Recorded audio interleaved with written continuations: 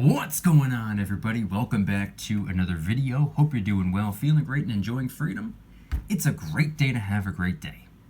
Today, I wanted to talk about silver and also a little bit of gold. More specifically, I wanted to talk about how even though the precious metals are incredibly easy to liquidate, they work as a fantastic money spending preventative. We're going to get into it, but really quick, just in case you're new, make sure to subscribe for daily videos, subscribe to my second channel for weekly videos, get yourself some DYDSS merchandise to help support the channel. Come and join us in the Precious Metals VIP Club for giveaways, live streams, deal alerts, and a whole lot more. And of course, make sure to go and get your 5 free stocks by downloading Webull and funding your account. Refer one friend, they're going to give you 10 free random stocks for the referral. Refer 3 friends, and they're going to give you a guaranteed 1 to 15 free shares of Apple, each worth about $175 right now. Everything will be linked in the description. So today is Monday, April 4th, 2022. The current spot price of silver, as I'm filming the video, is $24.33. It's down 29 cents, or down 1.18%. Spot price of gold is $19.2870. It's up $3.10, or up 0.16%. And of course, the gold to silver ratio is in the 77 to 79 to 1 range. But of course, that's as I'm filming the video at like 10 o'clock in the morning, not as I'm editing, posting, or as you're watching. So head on down to the comments and let me know the date and time you're viewing the video and what the current spot price is for you. I'm always curious. So today, I wanted to talk about a couple of different things related to the silver, related to the gold. I have some gold right here. I wanted to talk about how easy it is to part ways with the silver if you need to, in the event of any emergency or if something pops up, or if you just simply want to. Maybe the spot price has gone up a little bit, and maybe you want to take some profits, even though I personally don't really see it that way, and it's not something I've ever done. I wouldn't be mad at somebody for doing so. It's their own money. But point being is that the precious metals are very easy to get rid of if you need to or if you want to. The local coin shop, which is where I assume a lot of you get a majority of your silver and gold from, you can get the silver and gold from them, and guess what? You can get a whole lot of cash from them as well if you bring them the precious metals. You can buy there and you can sell there. And guess what? Worst case scenario, if the coin shop is closed, you can part ways with your silver and gold online. It's very easy to do. The silver and gold are very, very liquid. People all over the planet want the precious metals for, guess what? The same reason you want the precious metals, the same reason I want the precious metals, at least for the most part. We're probably not all on the exact same page, but if you're stacking for long-term wealth preservation, we're all in the same book. That's the way I see it, and it's very easy to take your silver, take your gold, and go and get cash for it, whether you're doing it in person or whether you're doing it online. So it's easy to liquidate. But simultaneously, the precious metals, they work as a money spending preventative or a money spending deterrent. There are a lot of people out there, family members of mine included, friends of mine included, that don't know how to save money. They don't know how to save currency. They don't know how to go 24 hours without buying something. There are a lot of people out there like this, and to be honest with you, it's a pretty big problem worldwide, but it's especially a big problem right here in the United States. We have something that I like to call obsessive consumption, and we pretty clearly have a consumption-based economy. It's 2022. I really can't stand continuing to reference 2020, but just quickly look at what happened in 2020. When everybody stopped spending money, when everybody retreated and retracted and held onto their dollar bills for dear life, look what happened to the economy. Everything completely fell apart, like to the ground. Just the whole economy tanked.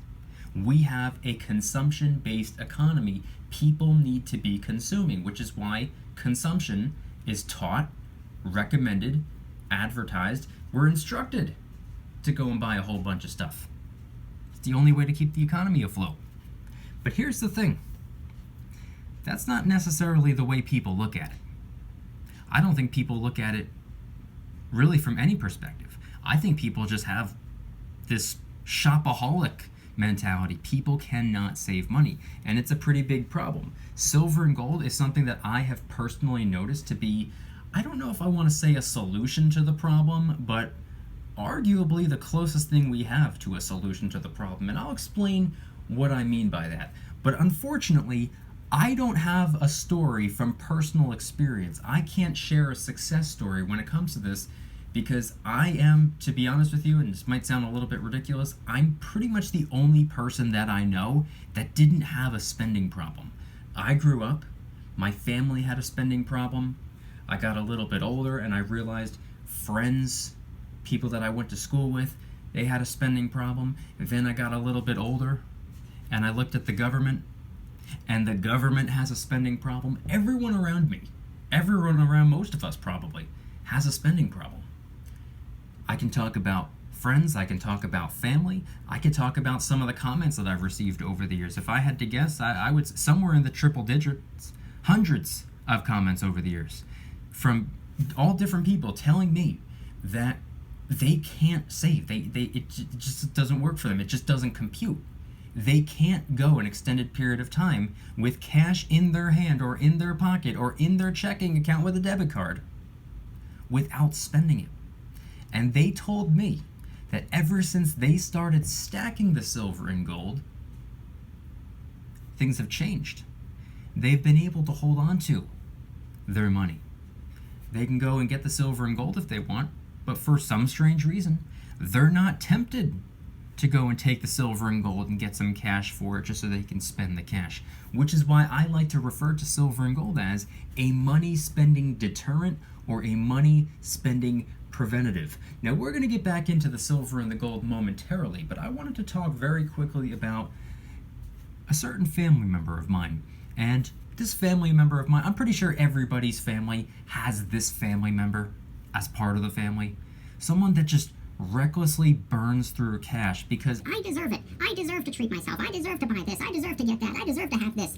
everybody knows that one person. Heck, you might be that person for all anybody knows. And if you want to continue being that person, that's up to you. If you want to change and if you want to learn how to budget and if you want to work on your finances, that's also up to you. It's not my business, not my problem. But the family member that I'm talking about, year after year after year, digs themselves further and further and further into the hole. Now, they don't run around maxing out a whole bunch of credit cards. They're not going to the bank and asking for personal loans and not paying them back.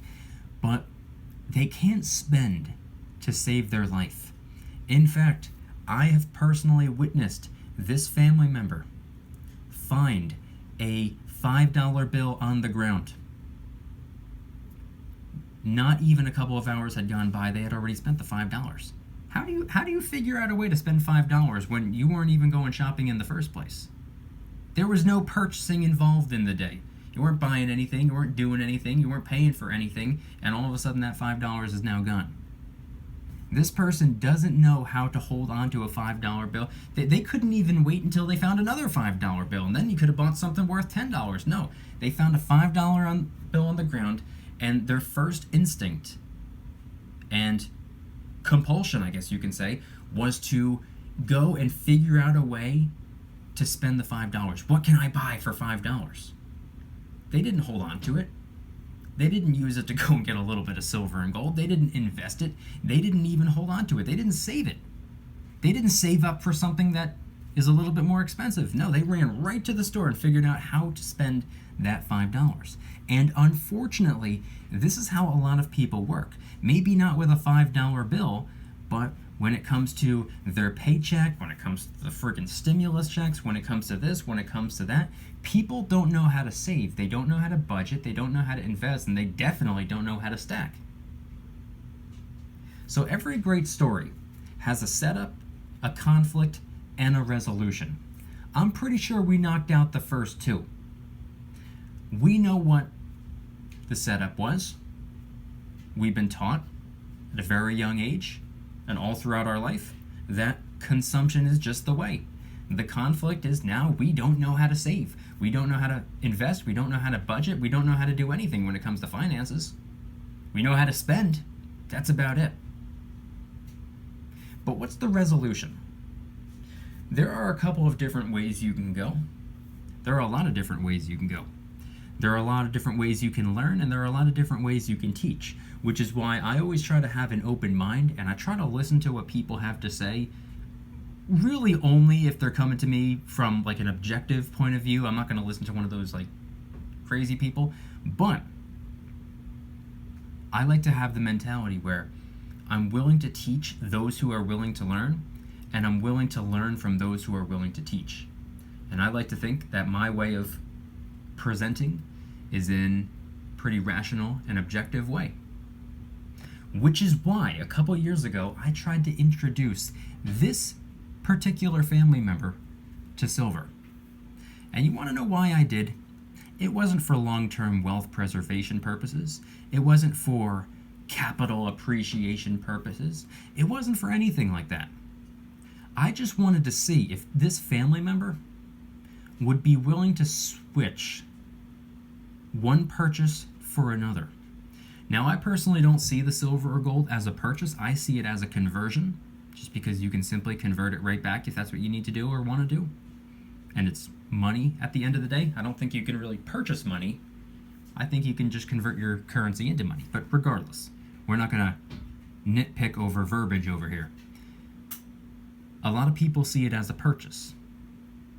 And I wanted to know, or if I wanted to see, if this family member would be willing or open to switching from buying stupid stuff that they don't need to quote-unquote buying or quote-unquote shopping for or quote-unquote purchasing silver instead.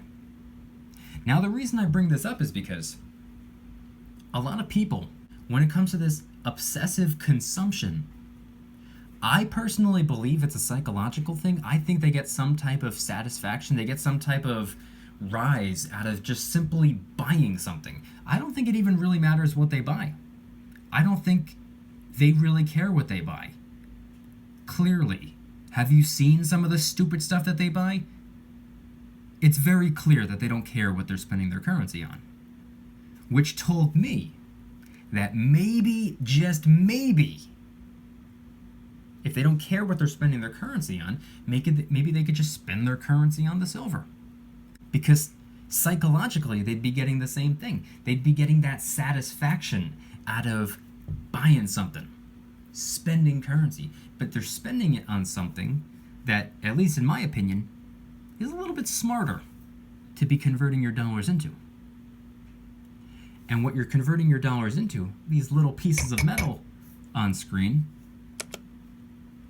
probably stands a far better chance of storing value than the stupid little sunglasses or the fancy belt or a new pair of sneakers or just something that they don't need.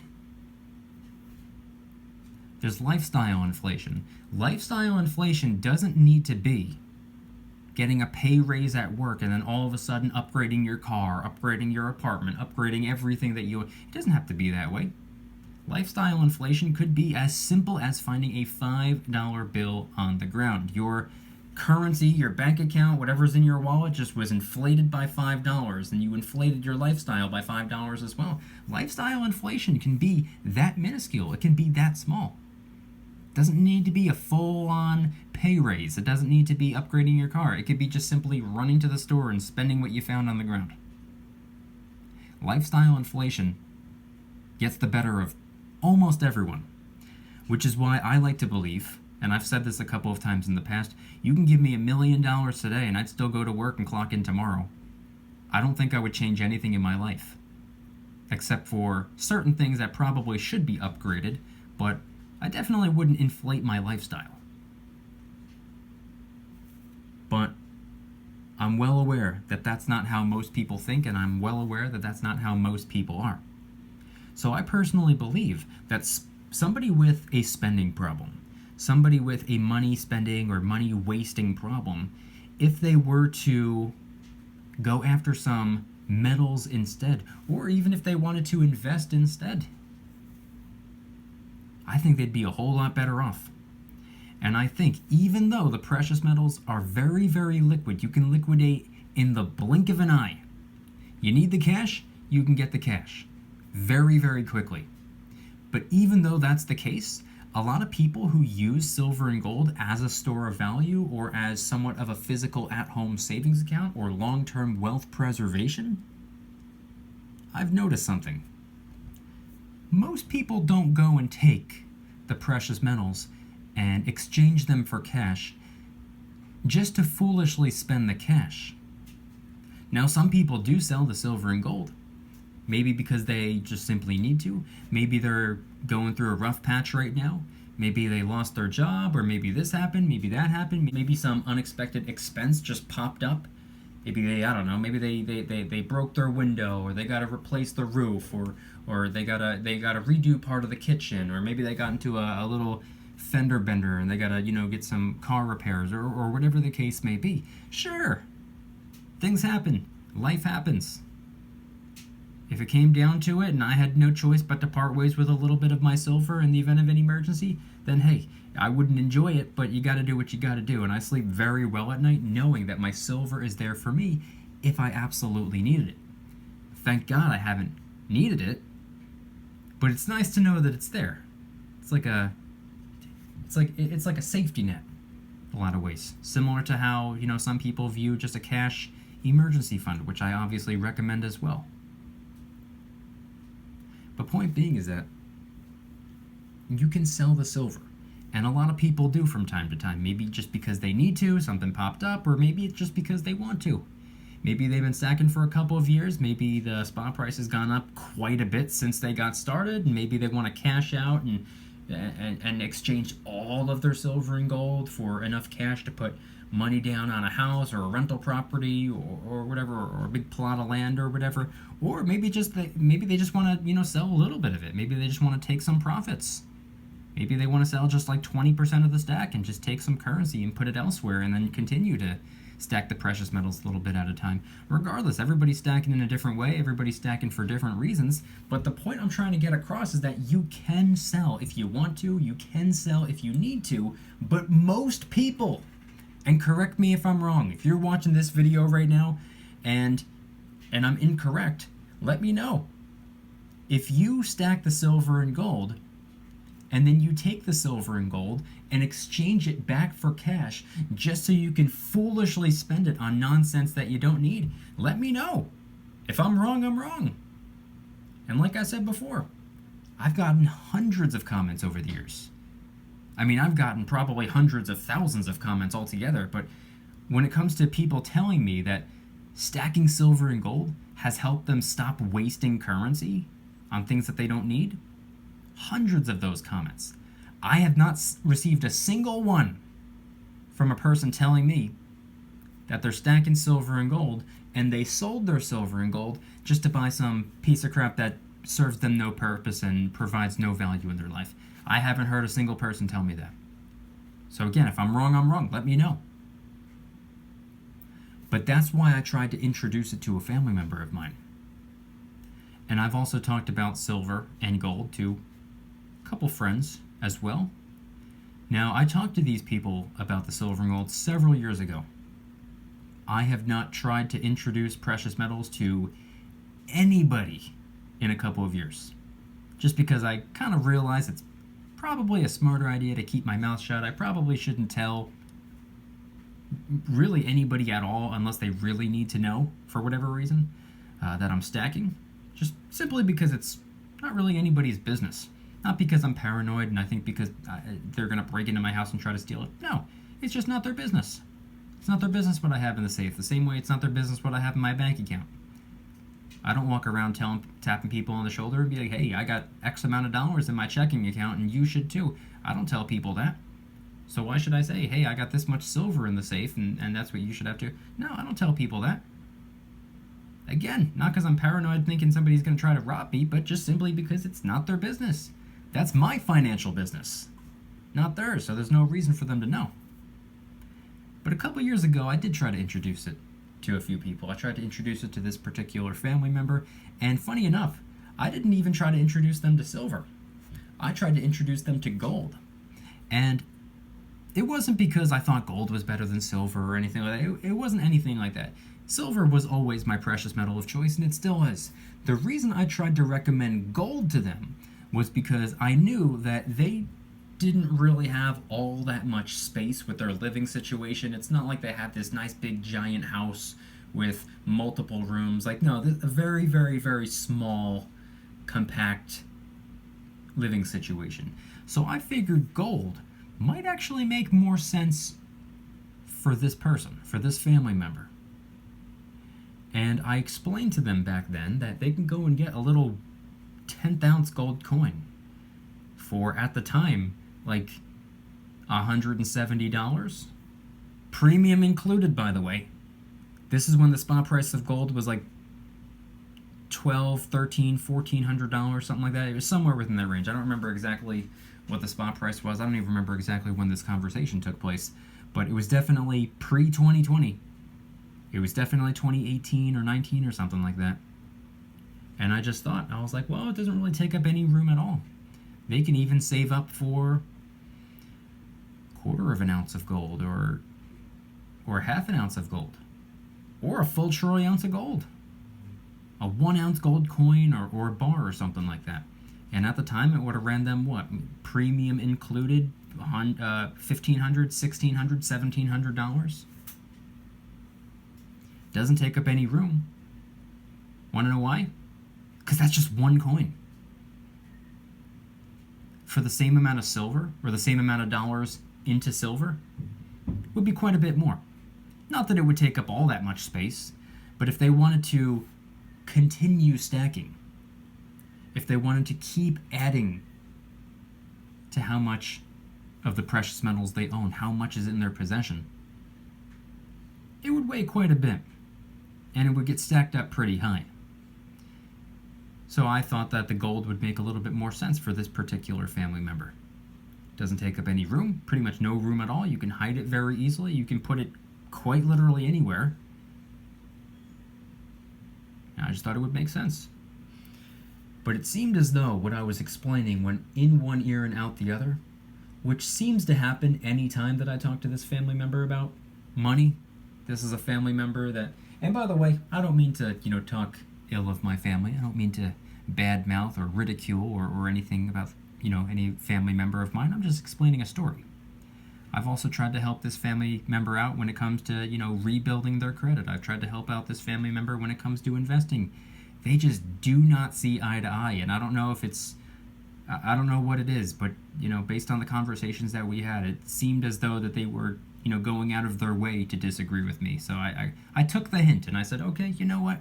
You're happy doing your thing. I'm happy doing mine. And this conversation isn't going anywhere.